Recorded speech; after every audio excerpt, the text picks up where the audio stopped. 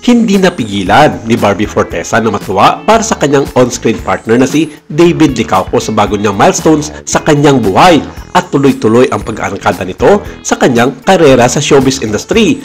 Ayon sa report ng batikang showbiz columnist at reporter na si Lars Santiago sa 24 oras nitong Miyerkules May 7, sobrang proud si Barbie sa pagpasok ni David sa Pinoy Big Brother Celebrity Collab Edition sa GMA7 bilang isang house guest. Ikinuwento pa ng Kapuso Primetime Princess na talagang gustong-gusto ni David na pumasok sa loob ng bahay ni Kuya para makilala ang mga housemates nito. At ito na nga, pinakinggan talaga ang prayers ng kanyang on-screen partner dahil bago pa sumapit ang buwan ng Mayo, nabigla ang aktor nang tinawagan daw ito ng kanyang manager na si Arnold Bigafria na maghanda daw ito dahil may papasuking silang bahay, biro pa ng manager ng bayan. Nalaman pa ng huli na ang pagpasukin palang bahay ng binata ay ang bahay ni Kuya sa Pinoy Big Brother Celebrity Collab Edition ng GMA7.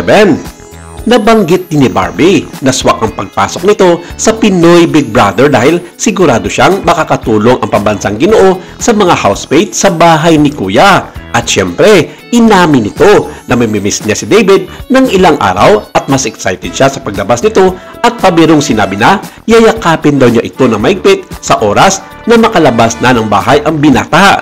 Saad niya, I'm just really proud of him. Ako, to be honest, parang wala akong ganoong level na lakas na loob para pumasok sa loob ng bahay ni Kuya. I admit, namimiss ko siya for somehow. Si David kasi yung tipo ng tao na marami ka ding talagang makukuha sa kanya in terms of outlook sa buhay.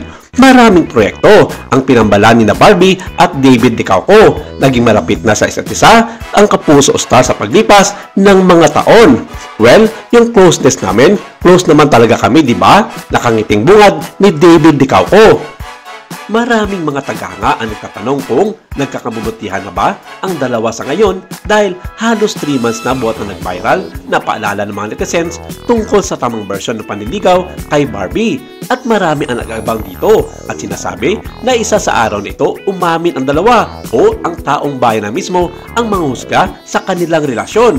Matatandaang nagkaiwalay sina Barbie at Jack Roberto kumakailan pagkatapos ng 7 taong relasyon. Dagdag pa ng aktor na medyo may kahulugan ang mga sinasabi nito. You have to think, of course, Barbie just got off from a relationship and we should respect that.